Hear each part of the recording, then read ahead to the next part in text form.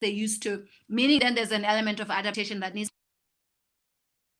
So it's without a doubt, it's the evidence is right before our eyes. Southern Africa is on the front lines of like the real impacts of climate change. We've been seeing the floods happening. We've been seeing the El Nino drought. Now we also have another drought that's been forecasted for our region. And then we've just seen it all. We've seen pretty much everything from extreme weather events to like sudden changes happening. So yeah, if people the way they used to be, and then when you have intergenerational dialogues with the elders, they will tell you that things are definitely different from when they were growing up. So yeah. Yeah, it is. I totally agree with you. The fact that things are changing, the natural ecosystem is declining. The amount of rainfall has decreased. The amount of food production has decreased. So I think if you ask anyone who have lived more than 30 years, when you ask to compare the life they had in the past and the life they had now is totally different, in line with only the natural ecosystem. You mentioned the IPCC. So I want to clarify for our audience, IPCC is Intergovernmental Panel on Climate Change. It's a UN body which comprises a number of global top leading scientists on climate issues. They produce annual assessments. They recently produced their 6th assessment, which you can find it is summary on our website on ICE Institute. So thank you, Rex. This also brings to my other question. Whenever there's a conversation on a climate change or climate crisis, the most common, the most intriguing questions becomes is who's responsible for climate change? Is it a human? Is it mankind? Is it natural phenomena? Is it responsible by the global South or developed economies? This one is tricky because there's a lot of finger pointing and blame that is happening out there in the international community. And in some instances, rightfully so, to say, yes, if my home country, for instance, I'm sorry, I'll keep referring to Lesotho because that's where I come from and this is where I live and see everything. If my home country is said not to be one of the biggest emitters or contributors to the greenhouse gas emissions, and then another country somewhere across the globe is doing way much more, of course, I should be pointing a finger at them to say, you are messing up our house. You are messing up our house and you should do something about it. But I never want to take that direction to really say, okay, it's whomever who's doing whatever. I feel like that conversation is not necessarily going to take us forward. We know the changes are here. We're already experiencing that. How can we collectively try and mitigate the problem or try and come up with solutions? So yes, we know we have the biggest emitters.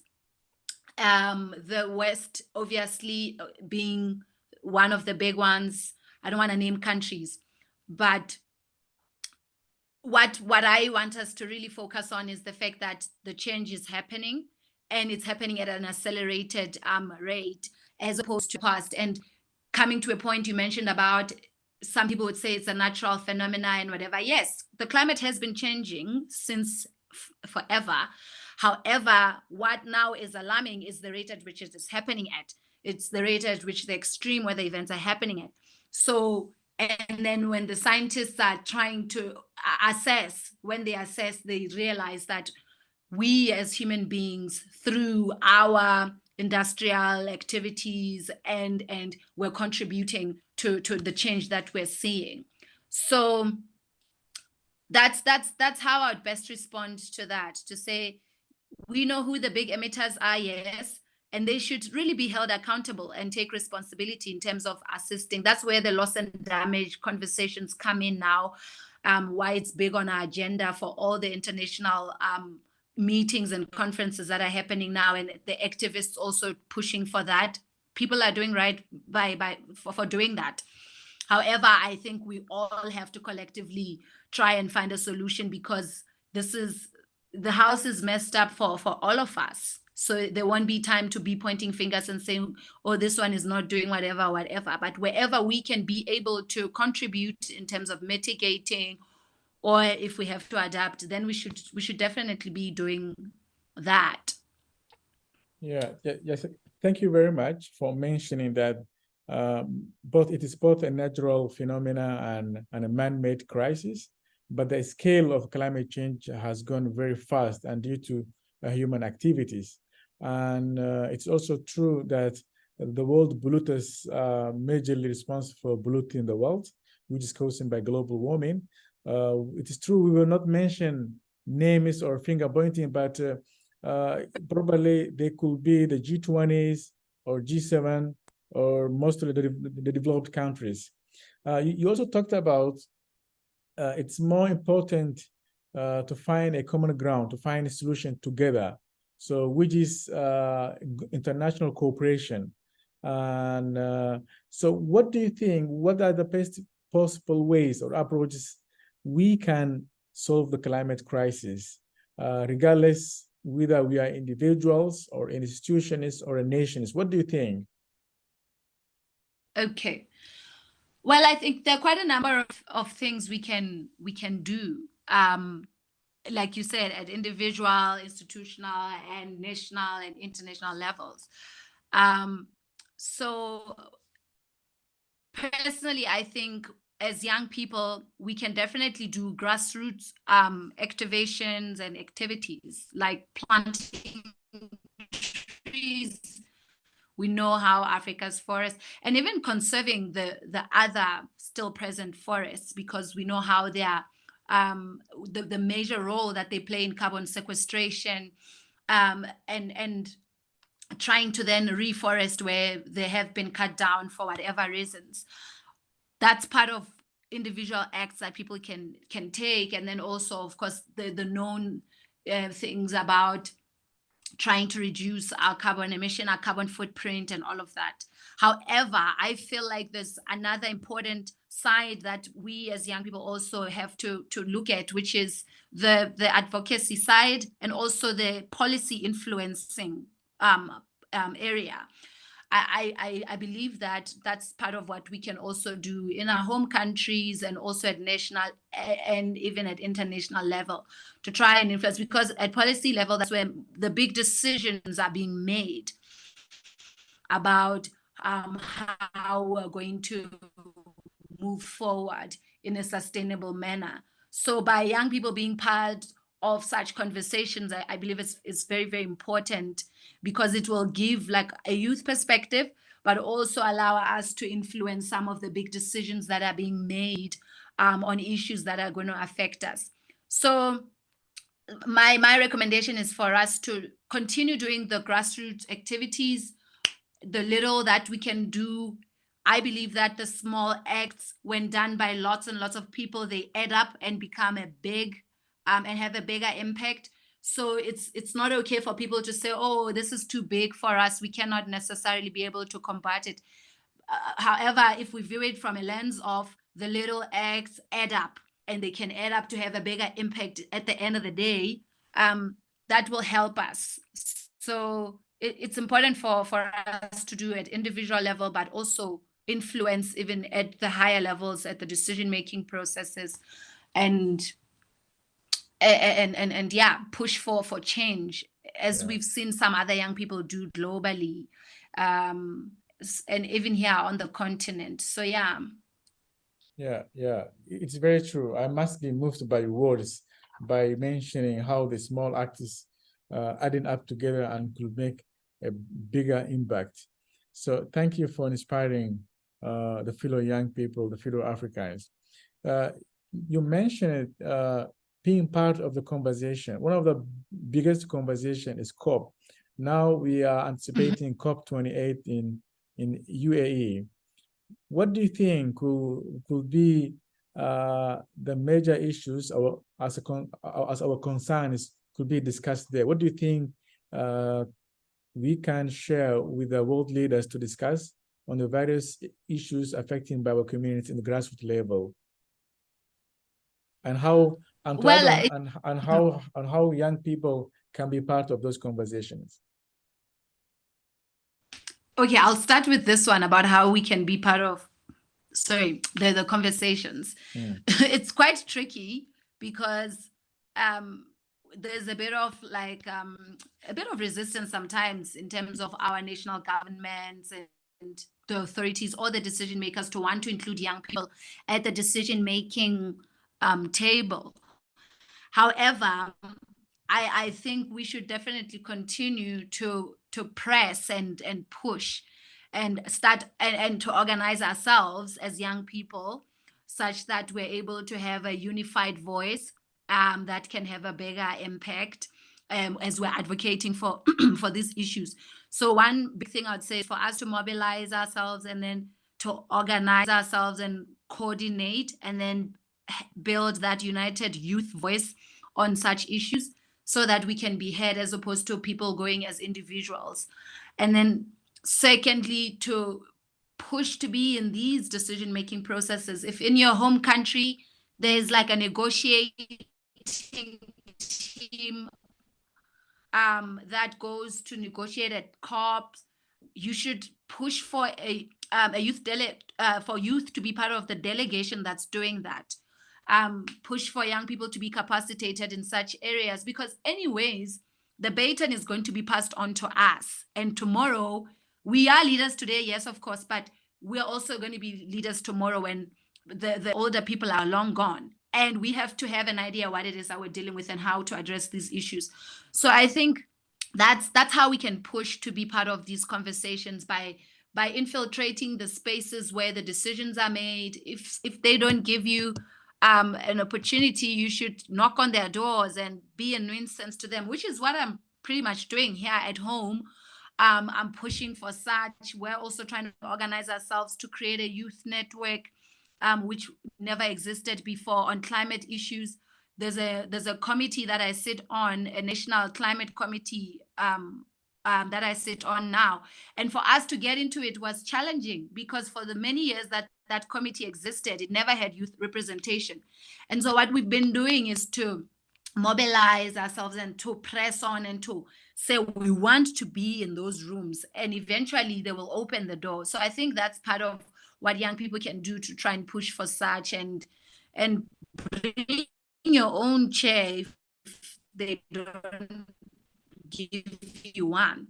That's part of what it's really about. And then now writing position papers and also influencing and saying we need youth representation in all of these. And then to say what are the key issues that I feel like young people, especially from sub-Saharan Africa, would want to the decision makers to pay attention to at COP28. There are quite a number, but I think the big one really is the loss and damage one for me as a person, mainly because like we already discussed, the impacts we're already feeling right now today. And the most vulnerable are countries like our own that are either least developed or yes, they're not at a level where they can be able to adjust to these rapid and massive changes that are happening, that are impacting our economies and affecting us in so many other different ways. And we see all of these negative externalities. So I think that should be really a big one, and for us to continue advocating for that, to say we need a budget, we need the clear numbers that are being committed or pledged upon, to say this is how much we're going to give, so that climate issues are being addressed. So yeah, climate finance more than anything to be funneled into areas, and then where we can mitigate, be able to mitigate. So for me, that's one of the big ones. And then of course, because I'm also in the climate education space, that's another huge one that I feel like we need to invest more in. And that's what we should be talking about. How do we ensure that we leave no one behind in terms of sensitization and being educated? Because then when people are educated and are informed, they'll make better decisions and for the planet itself. Yeah. And then also they will be able to adjust in a better way. So yeah, that's the big one for me. The people who are most affected, they need to be in the know. Yeah, yeah, definitely, very true. I couldn't agree with you anymore. Thank you very much, Rex. We have reached, I think, the last few minutes for our conversation. I would love to ask the audience, both those who are joining us physically and those who are online, if they have any comments or questions, to raise their hands. And for those who are joining physically, please show your hands so we could give you the floor to ask questions. Let me start with Ali, who is joining us online. Ali, please open up your mic and feel free to ask a question. Thanks. Am I audible first? So I'm not sure. Yes, you're audible. Go ahead, please. Yeah. Thank you, and thanks, Rex, for the remarkable session, especially giving some insights on climate effects and sort of climate agenda to the youth. I'm a bit like interested maybe to know, and on behalf of also for the youth group there, what could be some of the leverage or means about like how could we engage a private sector in this whole phenomena of a climate crisis, and is there like a lesson learned that maybe we could hear or could benefit, something we could replicate? I know there are policies, so policies always there, governmental agenda, climate agenda is a global issue, but maybe thinking on a more localized level, is there maybe a leash or connection on how private sector could fit into the fight against like maybe mitigation of a climate effect? If maybe you have an idea around that, if there could be a story from your country that we could benefit, that could be ideal. Thank you. Thank you, Ali. That's a very good one. Rex, please continue. Okay, thank you so much, Ali, for that question. From my perspective, I see the private sector really participating more from a climate finance angle, because yes, they are acting as for-profit entities, and then they have the financial muscle. They should really be investing more in climate solutions. They should be investing in climate solutions. Really, that's how I see them coming in. And you spoke about a story. I'll refer to one from just locally here. We're working together with another non-profit organization. We're working with one private sector company here in Lesotho that is looking to take action, really, to take climate action and to also improve its sustainability agenda here in the country. And the way we approached them, it was such that we saw ways in which we could mutually benefit for our collaboration. And so we went and pitched a project to them. We had a concept note we created to say, this is how we feel you can become part of what we're doing, and you can assist us to scale our impact and to reach more people in the country. And that's pretty much how we've been doing it ourselves on our end, and by like engaging with the private sector. So for now, most of it, I see them as coming in from an angle of really just like financing some of our projects and the initiatives in this space, and creating the creation of green jobs and supporting such initiatives.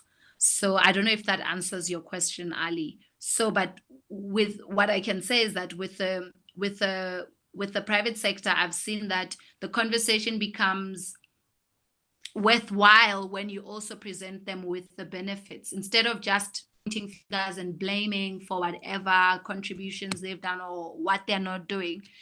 Going to them from a perspective of this is how we can mutually benefit from this. Yes, you can do it as a CSR project, but we can also build a business case for it to say this is how your company can also actually make money out of this. I've seen that they are more receptive to such an approach, and then they are more willing to engage.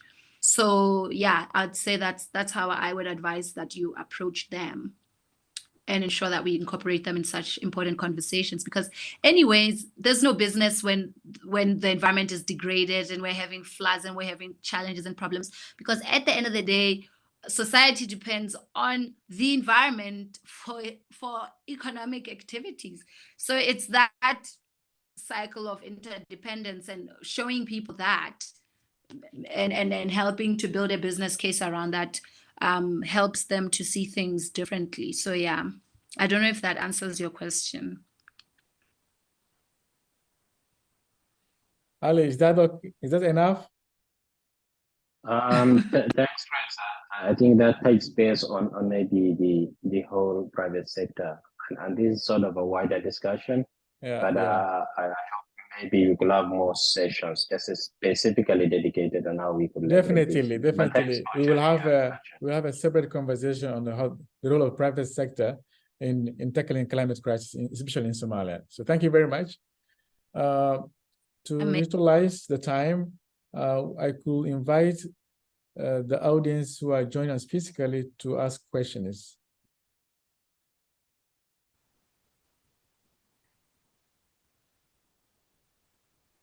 Anyone in the room who have a question, please ask for the mic and feel free to ask. Thank you very much. Thank you very much, ICE Institute and Mrs. Rex. I'm very delighted and honored to participate in such an outstanding event. I have one question. My question is that before I ask you, throughout your speech, I've got astonished with one point, which is that music plays a very major role in understanding climate change. So back to your first point, you have mentioned that music are a very major part in developing and understanding the climate change. So could you please mention the key issues that ties music to climate change? Thank you. Could you mention your name, please? Your name. And also for you, Mohammed, if you can help me repeat the question. My name is Mr. Adam. Thank you. Could you did you say what are the key issues that tie together climate change and music? Is that your question? Yeah. Okay.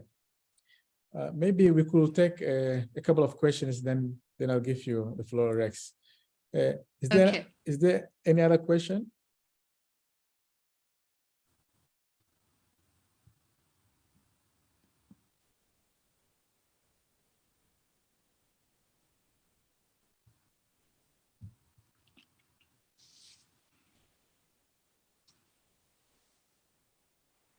That's all.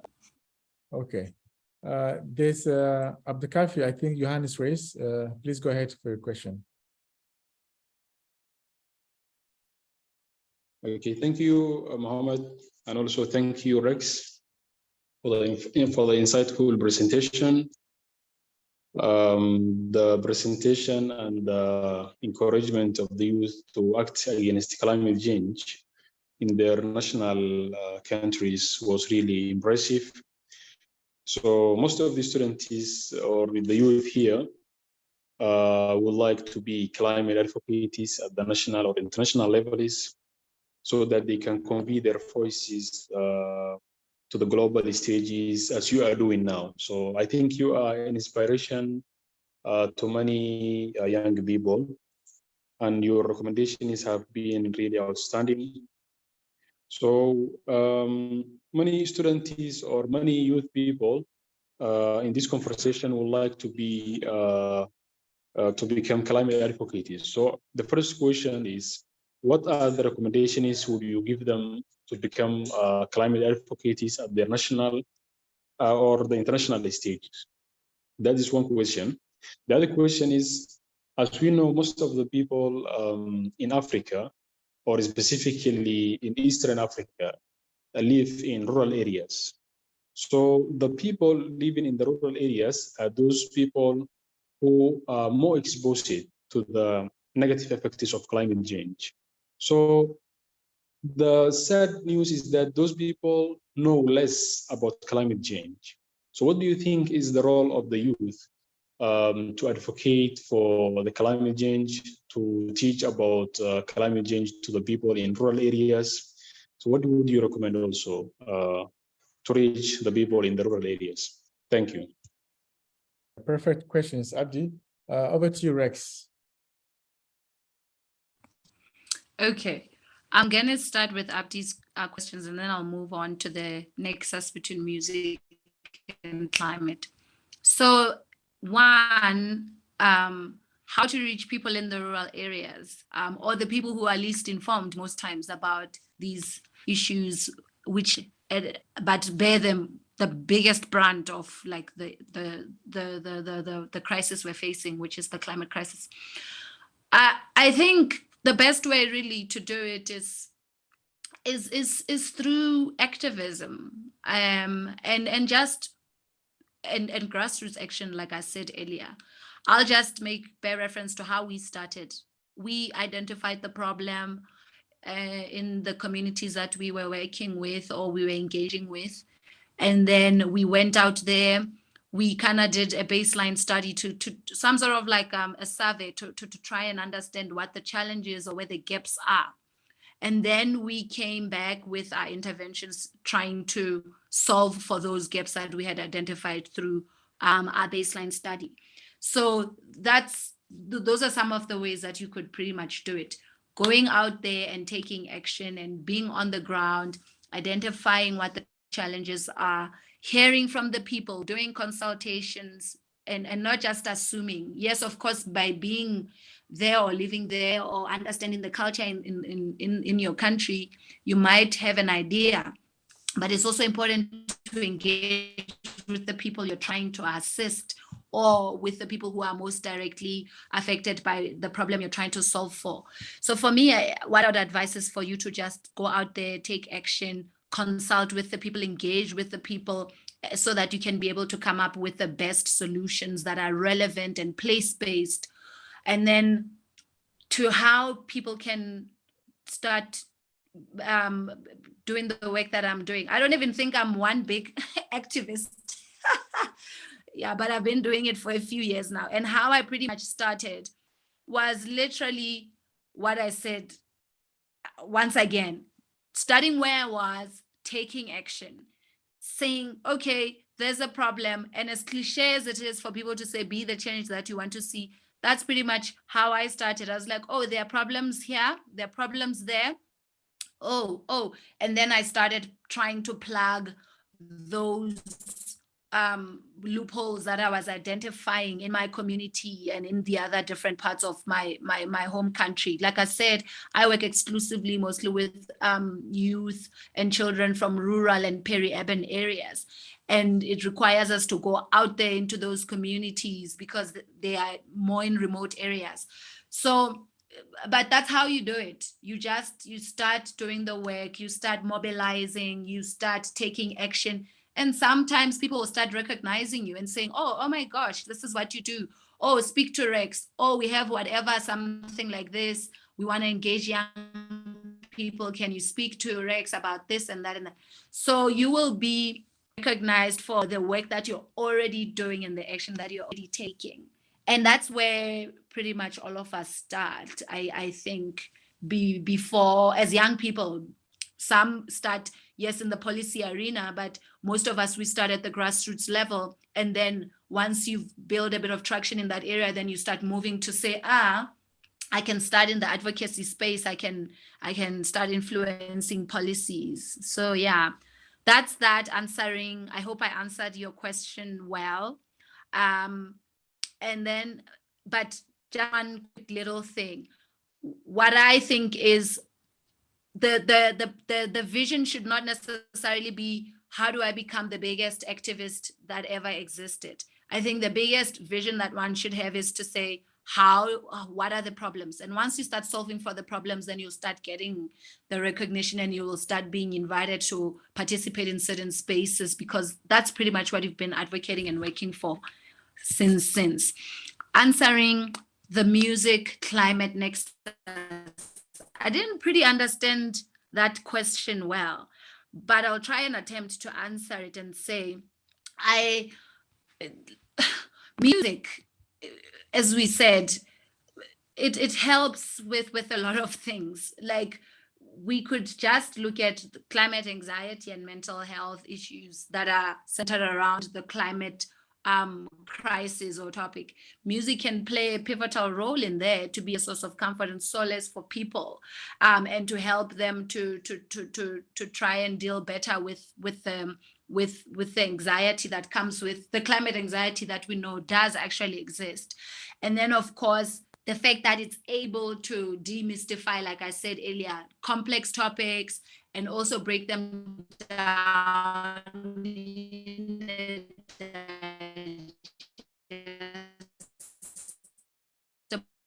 digestible way. I see how it connects to climate and cultural representation. People can relate to train people to take action, that becomes to take action.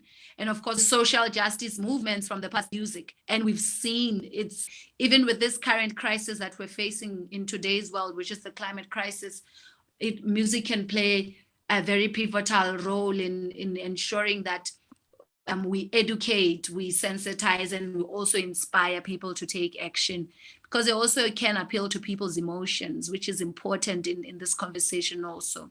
So yeah, I don't know if I addressed Yeah, I'm sure you did well. fellow. Okay. It's been more than almost an hour. If you don't mind, we could borrow you more than just 10 minutes to conclude the conversation. Is it okay with you, Rex? Yes, I'm happy with that. Yes. Yeah, thank you very much. So let me take the last question from Abdulkadir. Abdulkadir, please introduce yourself and feel free to ask.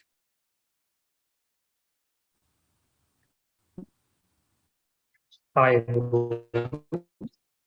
my name is Abdulkadir. I'm one of the residents in Mogadishu. I work with private sector, especially energy sector. My question is, we have seen recent years a lot of meeting in the world. So we like Paris meeting, like Rio de Janeiro meeting.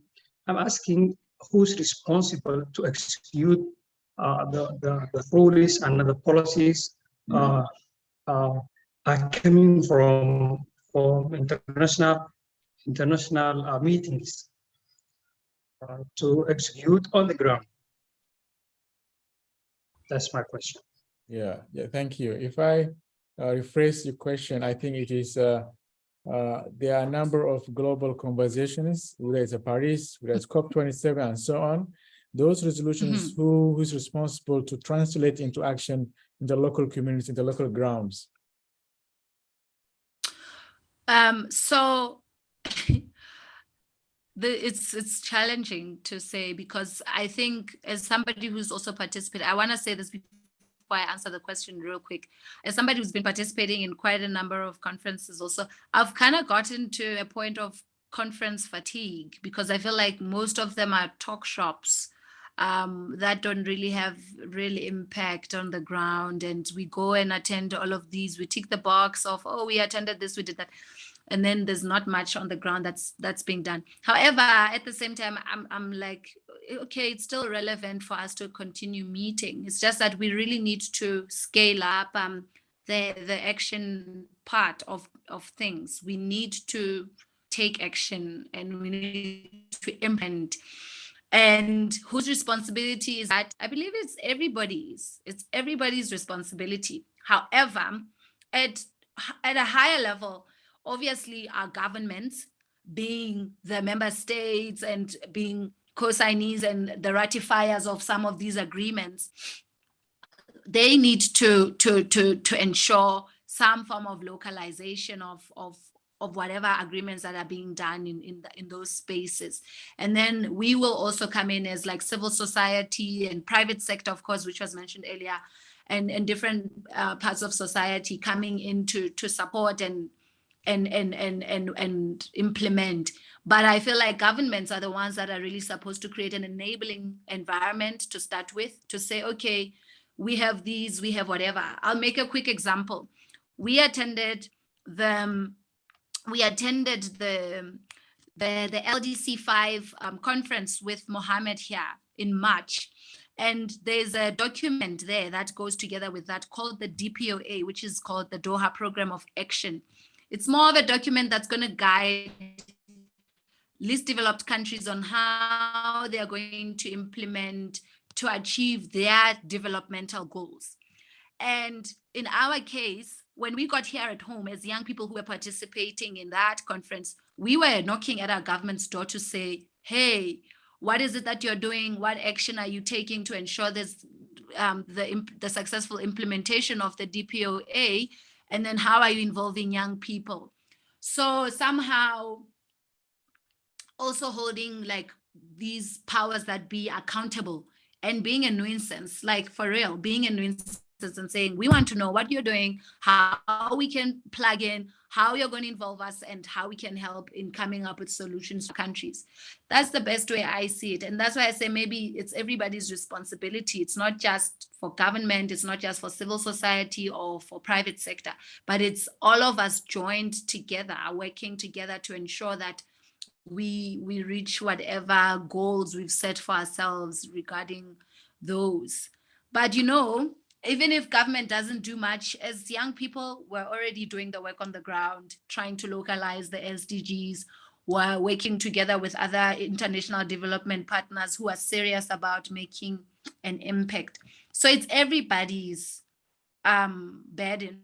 It's everybody's responsibility to ensure that all of these are ratified. And it's within your right as a young person in your home country, whichever agreements that your country has ratified and you're not seeing progress in that, to identify that and press them to say, we want to know what you're doing in this direction. You signed up whatever, in whatever year, what's the progress? And maybe that element of accountability can also help to accelerate things in that area. So yeah.